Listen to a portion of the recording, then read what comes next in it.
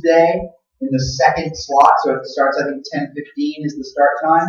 Tuesday at 10:15, and we're going to meet in the corner classrooms down here, 223A, 223B, and the Mac Lab. So those three classrooms are where we'll be meeting. If you have your own computer, you should bring it. You can take the exam on your own computer. If you don't have your own computer, you can use one of the Macs in the lab to take your test. If you prefer to do that, you can. It'll work on an iPad, but it's not as convenient. So it's your call how you want to do it, but you will have the exam on the computer, so please bring a computer if you have one. Part of the exam will be a video. So it would be really helpful if when you're watching the video, you have headphones to listen to it instead of everybody being distracted by the video itself.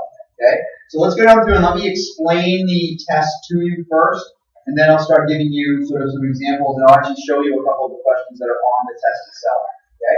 So first, a reminder, if you look at the review packet, and this review packet is posted on Schoology if you lost yours already. But if you look, it says we have a review Thursday, which is today, and that's the first review session. We have another review session on Saturday from 10 to 11, right here in the same spot. And then Monday, again, a 2-hour review session from 8 to 10, right here in this spot. So you're welcome to come and go as you please. You don't require to be at any of these sessions. I will try to podcast as much as I can. The 2-hour session on Monday, I probably won't be able to podcast the whole thing because the file will be too big to post online, but I'll try to copy most of it. Okay? So any questions about the review sessions or any of that before we get started? So computer, headphones, and make sure you're at the corner classrooms at 10:15 on Tuesday. So let's go through the test. The test has 5 parts. Part 1 is multiple choice. Okay? Part 1 is multiple choice. The multiple choice is entirely made up of key people or events or places or things that we focused on through the course of this year. I promise you that they are all very obvious or clear things. Nothing on this list we have not discussed. So everything on this list we've talked about has been part of our Harkness discussions, debates, arguments, mock court cases, history quests. All of those things have been included where I drew this list from. So this list is also in chronological order. So as you go down the column, the list is chronological by the story of history. So if you think about what I've done for you on this review sheet is I've basically given you the facts to back up the story that we've talked about all year. This is the sort of list of facts I expect you to know as you walk out of this class. Okay? So you can go through from the beginning all the way to the end and you'll see all the things that are on there. And in a minute I'm happy to go over any that you don't know. But I'll show you some examples from the multiple choice. So if you know these facts, you should be fine for the multiple choice. But in addition to that, it gives you evidence to use in the essay. If you think about this list, I've given you a bunch of facts here that either pro or con support your argument in the essay. So if you know these facts, you could also apply them later in the essay. Does that make sense to everyone? So it's done that way intentionally. Okay? So the list is chronological. In a minute, I'll go over it for you.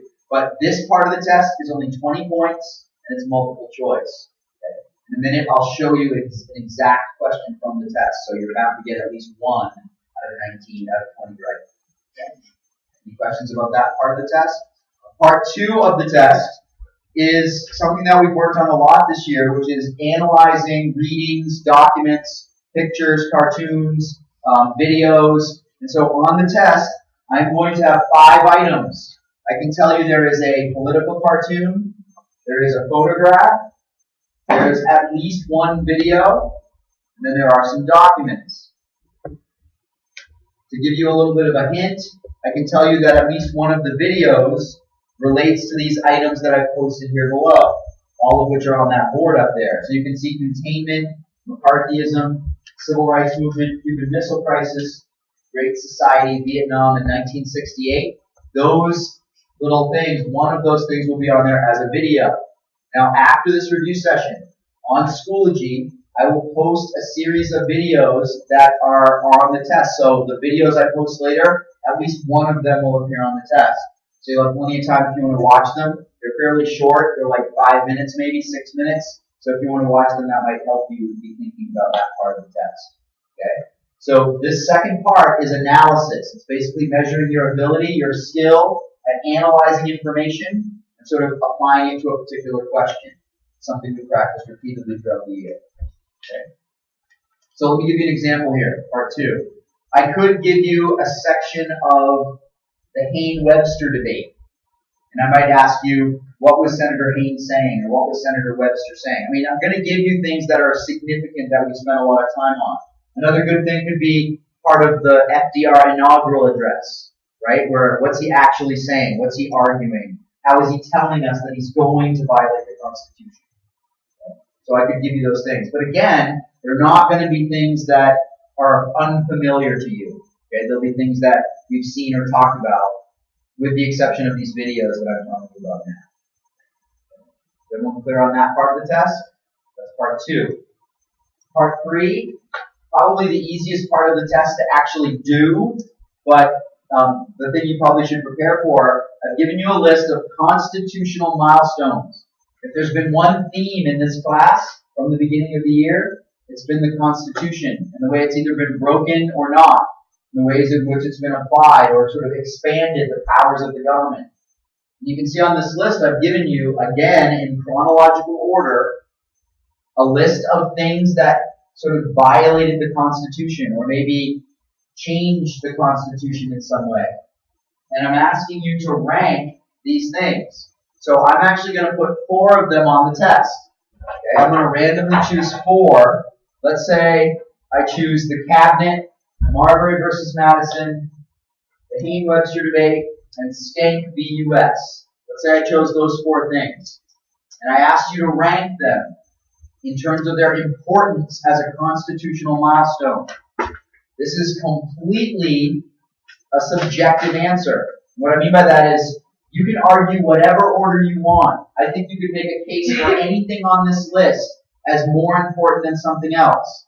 So what am I evaluating? I'm evaluating your support for your choices. I'm evaluating your argument, like why can you put this before this? So that could be done in a couple of sentences, but what skill I'm measuring there is your ability to support your position, to defend your choice. And that's something we've worked on a lot through the course of this year. Okay? Does everyone understand that part of the test? The way it works on the Schoology test that I'll be posting is it will give you all the events, and it lets you like move them around. Like it lets you put them where you want them, and then it gives you a little box to explain the choice. Okay? Everyone understand part 3 of the test? That's only 12 points. Okay? Part 4 of the test, and please note, part 4 of the test is worth 40% of your grade. So if you're thinking about you're not going to have enough time to finish and how are you going to finish, you've got to start planning those things out, like measuring out the relative value of parts of the test. Think about it. You should be spending 40% of your time on part 4. It's worth 40% of the test, so you should spend that much time or more on that part. Okay? So I've told you since the beginning of the year what I was going to ask you. I told you on the first day of school what your final exam question was going to be.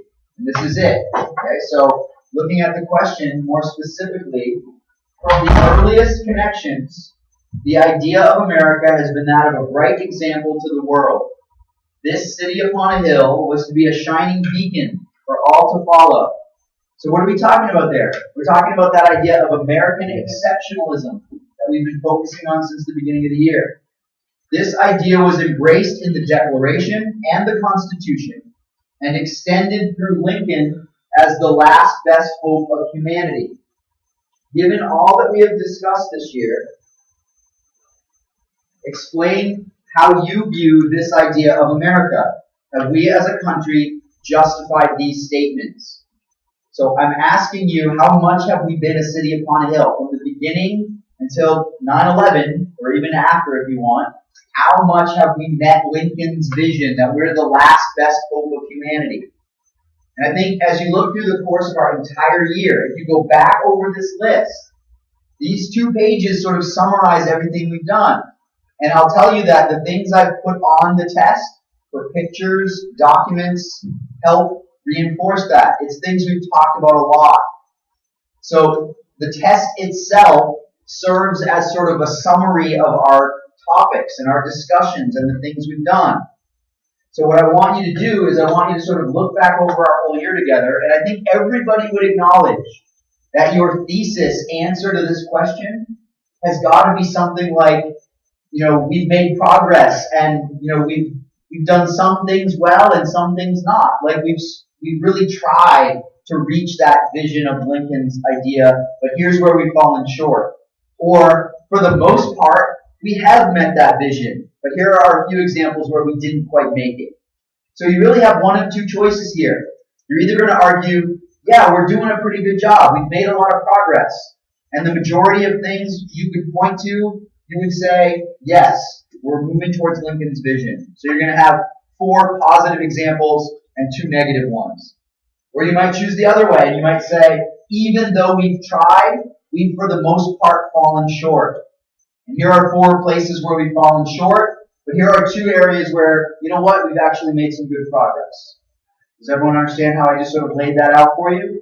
So what's the best thing you could do to study for the essay? The absolute best thing you could do is make a list of the pros and cons. Go back through this even on this paper, you could just put a plus or a minus next to some of these things. And then choose which are the ones you best want to argue. Okay? You might say that the Civil War itself is a perfect example of the failure of the country and why that was. So again, how you argue it is going to be key. How you support your choices is going to be the most important factor. Okay? Does everyone understand how that's going to work? Most part of this essay is about American progress. For the most part, it's really your view of answering the class thesis question, which is how close have we as a country come to Lincoln's vision as the last best hope of humanity? You might argue that the progress we've made from the beginning to now is so great that we have to argue that, yes, we've come close to Lincoln's vision. So it's fine for you to have a thesis that says something like, we're still working on it, but we've made lots of progress, and here's why. Okay? But you might also say, even though we've tried really hard, in a lot of places we've really fallen short. So you're basically assessing your own personal opinion of how close have we come to Lincoln's vision as the last best hope of humanity. All I'm saying to you, Nick, is that it's obvious that it's not unanimous one way or the other, right? I mean, clearly there are some negative examples. Clearly there are some positive examples.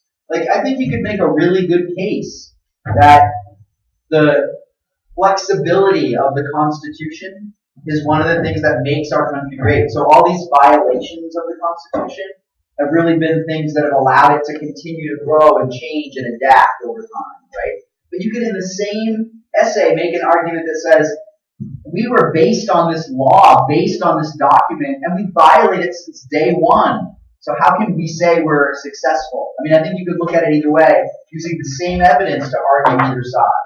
You understand? So, I'm not looking to say your answer has to agree with mine. I want to just see what you think after all the stuff we've talked about. So when we have our 4 examples, should we read that support? I told you right in here what to do. You got to have 4 that support and 2 that don't. So you got to have 6 examples, right? 4 that support and 2 that don't. Yeah, you could combine them though. You could have a paragraph that contains a couple of your examples if they're a similar theme, right? So for say constitutional violations, you can actually list 3 constitutional. Sure. That counts as 3 different examples. Does everyone understand that? Okay, and then the final part of the test, I really feel like it would not be really suitable for you to have a final exam that didn't in some way include some kind of Harkness discussion. It's been part of our class from the very beginning. I think it's important that it plays some role in our final evaluation. But notice I'm only making it worth 8 points out of the total. And I can tell you that, that's another value, okay. I can tell you that the intent of this is not to sort of put pressure on you to talk. It's really to help you with the essay. And here's what I'm saying about that. I'm actually going to bring you into the Harkness room at some point before you get to the essay part of the test. From wherever we are, if we're in the Mac lab and the study hall room working on the test, I'll bring one of my 2 classes to the Harkness room, and we'll have a 20-minute to 30-minute discussion about the essay question. So in a sense, the discussion is you should be able to help each other when you assess some of the things. So let's say Akash comes to the discussion and he wants to talk about, the FDR's New Deal and how, he basically, because Akash is a good capitalist, thinks that FDR was a socialist and it was terrible what he did, and that's an example of like the broken nature of the Constitution, that we didn't make progress there. And then somebody else, maybe Michael's going to say, no, I don't agree with that because he saved capitalism by injecting a little socialism. And so by having that discussion where we're talking about the examples that you've thought about, it might help each other for the essay. Does everyone understand the intent? It's almost so that as a class, we can sort of come to some decisions about where some things fit in the analysis. And then you're free to go back to your test and finish up using some of the ideas that you heard from your classmates. What happened to the Devil in White City? And you'll notice that's also on there, right? You see how it's written on there?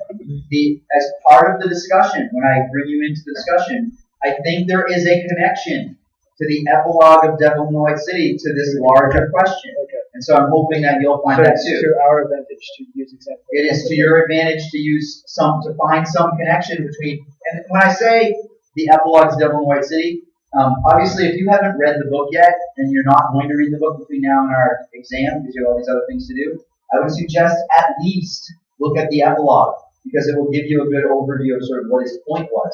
Really what I'm getting at is I think the point he makes in the book, his underlying point, does have a connection to our overall class thesis question, which is why I chose the book to begin with as the last book for us to read in this class. You can if you'd like. Okay? And you can use it on the exam if you want. That's the only thing you're allowed to use during the test itself. So for the SFB, right, we're not going to use sources for this, we're not allowed to write others. Right. You should pretty much have a good idea of what, I don't expect you to have quotes and things like that in your essay, but you should know the things you want to talk about, which is why I'm telling you, you can walk into the test in your head already knowing these are the 6 things I want to talk about.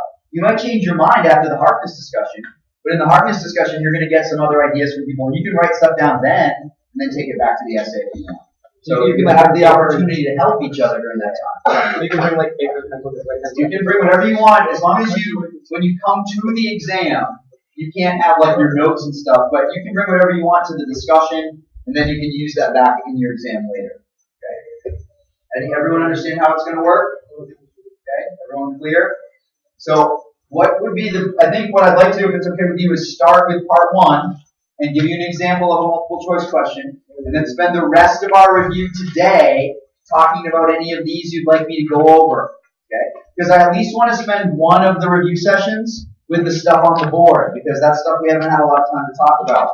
And there's going to be parts on the test that you're going to want to be able to answer, and I want to make sure that you have a chance to do that. So I'm open to doing whichever you prefer. If you'd like to do the board stuff today, I'm willing to do that, but if you'd rather do this list first, if you've had a chance to look at it and there's something that you're not sure where they fit, the best thing you can do for yourself is say, where does each one of these things fit with the larger essay question, right? Where does each one of these terms fit with your view of America overall? That would be your best bet. Okay? So I'm open to whichever way you want to approach the review today. What would you rather do? The board stuff, this, something else entirely? What would be the best? Board. You want? Well, if I show you a multiple choice question, I'd rather do these then. Okay, let's do these then. All right, so let me show you a multiple choice question, and then we'll go from there.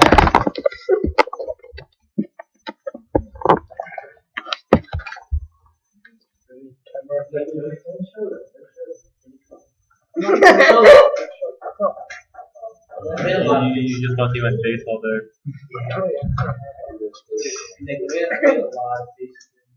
I can probably watch that later. I want to. I kept looking at it. Pick a time period that you'd like the question from, because the multiple choice questions are in chronological order. Anything from there? The hardest one. All of them from American history. 1700s to early 20th. Here with the most information. Here with the most information.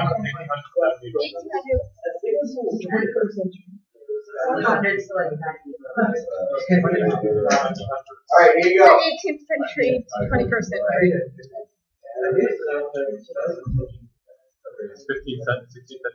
17th century English settlers of New England differed from those in Virginia by which of the following? Okay, now first of all, before you even look at these choices, let's talk about what this is asking. 17th century is when? 1600. So we're talking the early settlers, right? The early colonists. So the early colonists, early English settlers. So first of all, we know that we have French settlers, Spanish settlers, and English settlers, and they differed in different ways. What do we know about the Spanish? What were they there for? Gold. Gold and God, right? Gold and God. They were the conquistadors. What do we know the French were there for? Trade. Trade. And the Northwest Passage. And the English? Just to live there. Well, the English had lots away of from reasons, England. right? They had religious persecution. They had all kinds of reasons. So then we know that within the English areas, there were different reasons people came. So the very first thing you should think about is we've got New England, middle colonies, southern colonies. And if you just remember one thing about each of those areas, the primary reason people settled in New England was what? Religious. The primary reason people settled in the southern regions was tobacco, economics. Middle was sort of a mixture. But if you remember, south was tobacco, north was Puritanism, religion. Then you've got the basic difference. Before you even look at these, you know that's the basic difference. Okay? So this question is saying 17th century, 1600s settlers from England who settled in New England differed from those in Virginia. And so based on what you know, just the basic facts, which of those things is most true?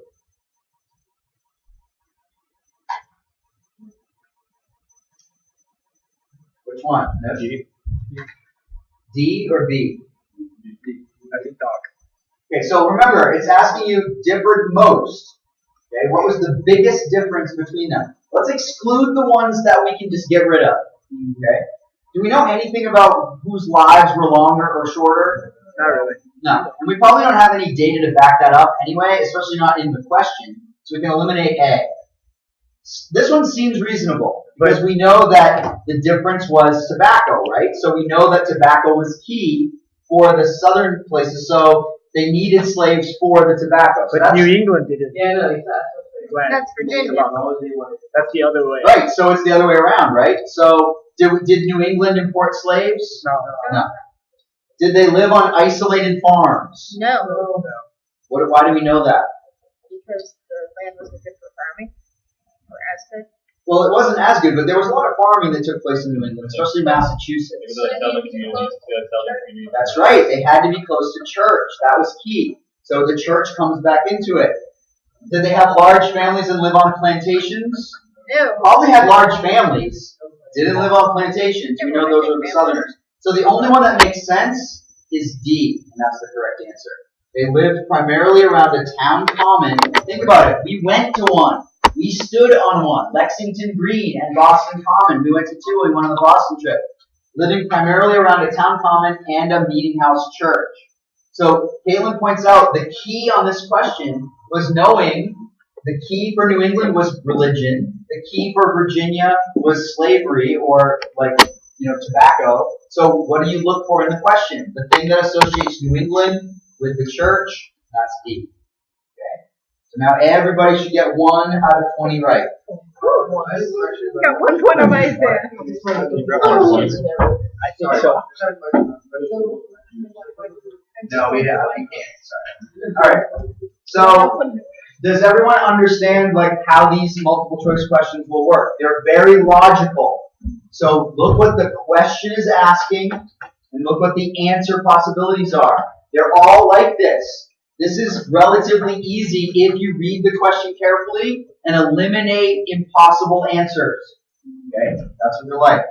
So let's go through the list of terms, and I'm happy to answer any questions you have about any of the terms on the list. If you can't remember what they are or how they associate back to the question.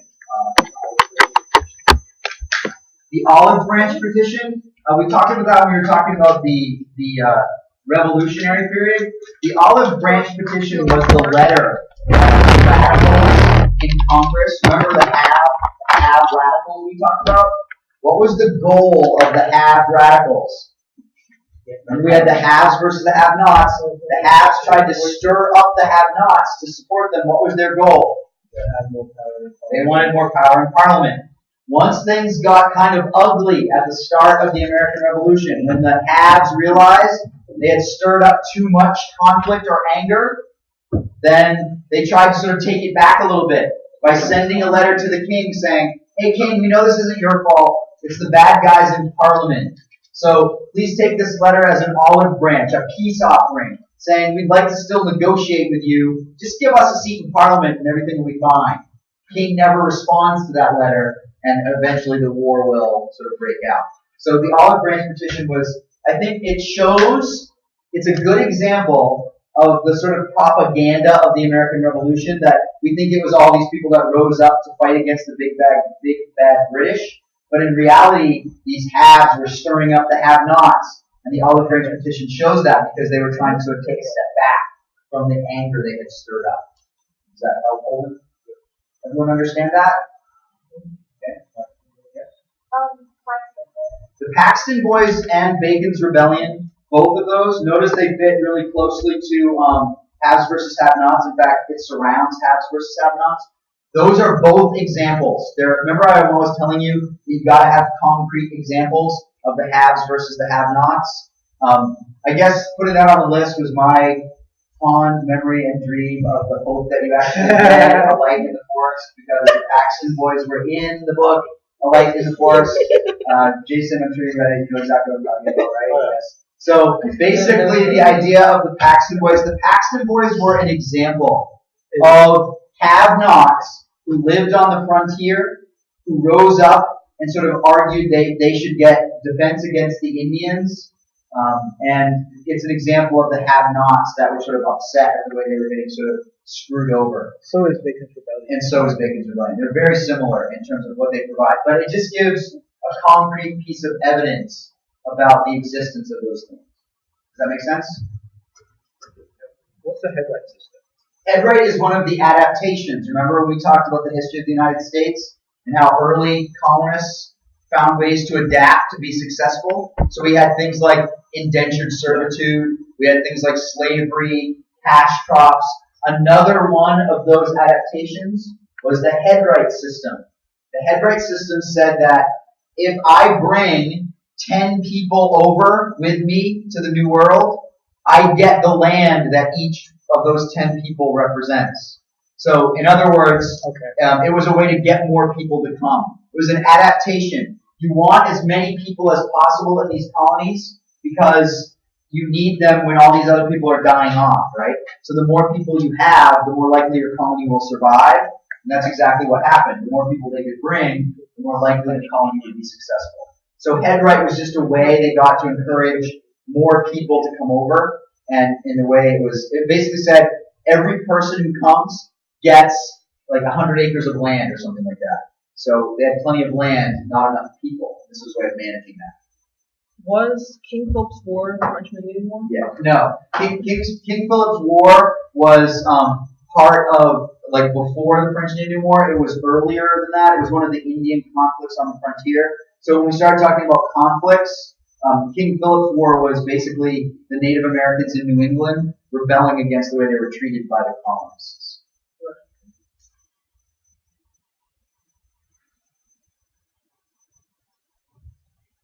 The rest of the list everybody knows.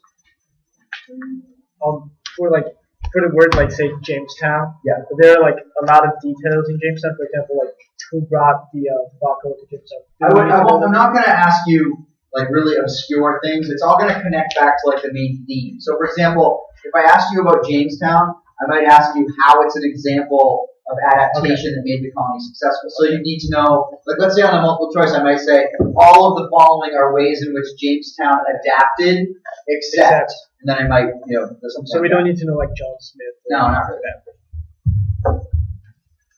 Chad, question? Brendan? What's Bleeding Kansas? Bleeding Kansas is right before the Civil War. Remember the idea of popular sovereignty?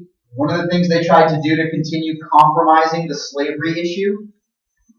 Don't forget, one of the causes of the war is the expansion of the country at the same time that we had the new moral attitude, right?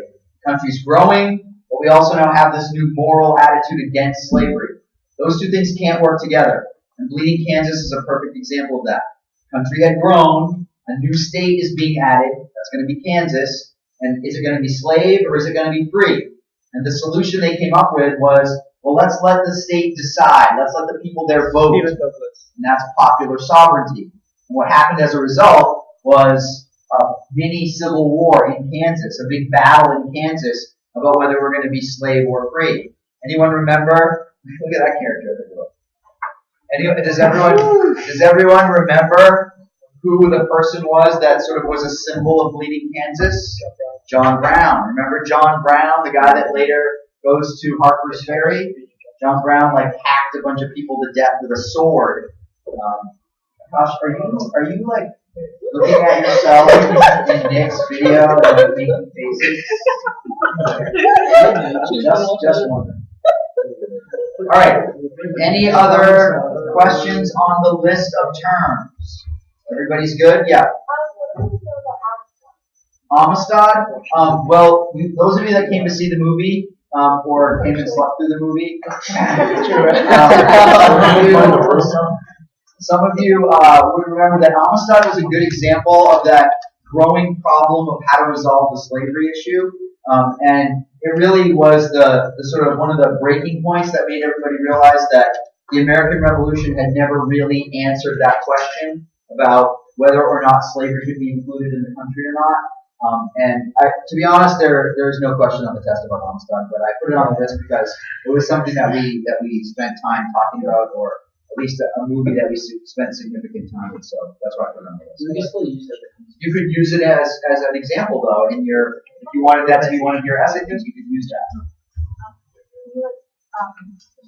Just repeat the four causes of the Civil War. Sure. Causes of the Civil War, number one, by far, the Constitution itself, right? The vagueness of the Constitution and the way that it had been broken over the years, sort of ignored as time went on. Okay, that's cause number one. Cause number two, someone want to help? Expansion of the country, the growth of the country through manifest destiny. This idea that we're destined to own the whole continent, and we ended up getting, after the Mexican War, ended up getting California, New Mexico, Arizona, all that territory. Cause number three, Second Great Awakening. The Second Great Awakening, which was a new moral attitude, and that new moral attitude about reform, including education and women's rights and medical care and slavery, gave rise to the abolition movement, right? And then fourth and most, finally most significant, slavery itself, right? So the institution of slavery. So those are the four main causes. Okay. Other questions on the list, Kevin? Can we briefly go over that Reconstruction and urbanization period? Reconstruction?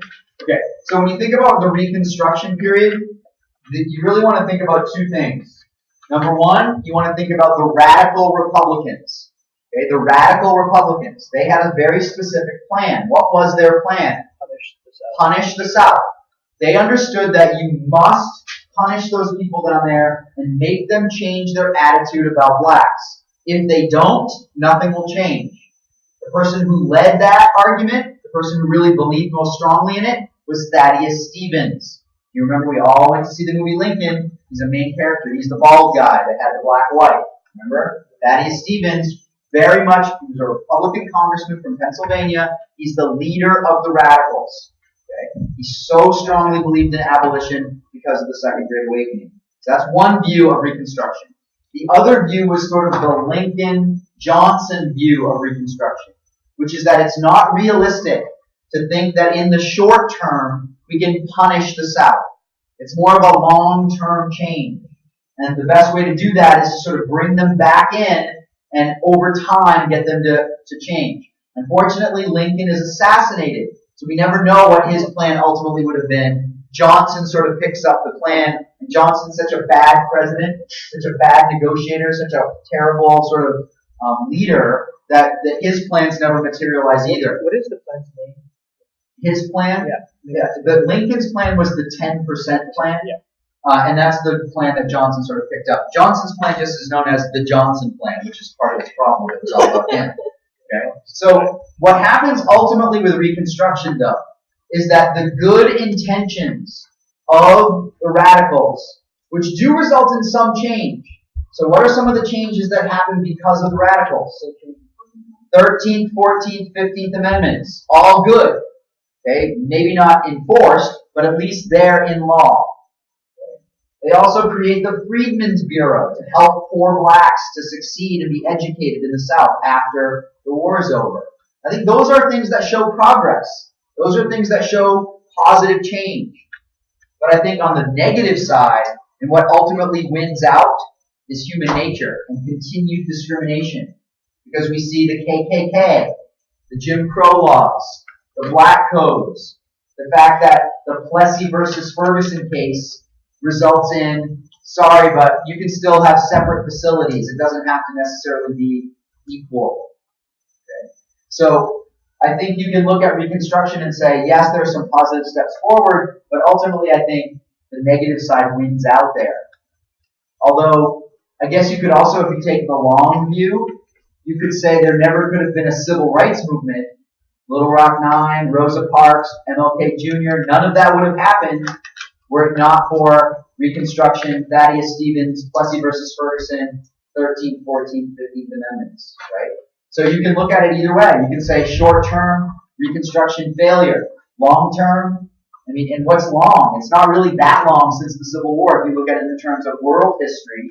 I mean, you think about, you go from 1960 to today with a black president.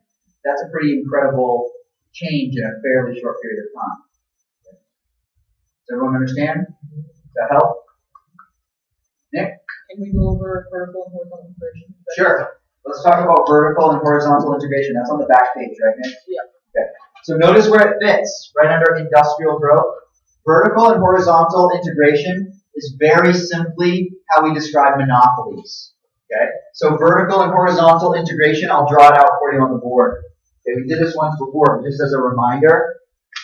Always remember, horizontal is like the horizon, right? So it's the right to left. Vertical is up and down. So the horizontal integration, what's horizontal integration in an industry? What's like the horizon view of integrating an industry? Merging all companies in that industry. So let me give you a good example of it. Honda, Toyota, Ford, Kia, whatever. All the car companies, okay? So you're going to merge all the car companies. That would be horizontal integration. Okay? Then what would be vertical integration in an industry, in the car industry? Tires, engines, dealerships. That's the key. Don't just think about the parts of a car. It's also everything that goes into that. Dealerships, transport companies, gas stations. Okay, does everyone see? That would be vertical integration. So if you had all of these things, then you would truly have a monopoly around that industry. Does everyone see how that would work? Everyone get that? So yeah, in reality, it's very rarely ever happened. You could argue though that Standard Oil came pretty close because he owned railroads, he owned everything related to the oil industry. So that's how that works. Does that make sense? Yeah, does that ring a bell now? Yeah. Everyone's clear on that?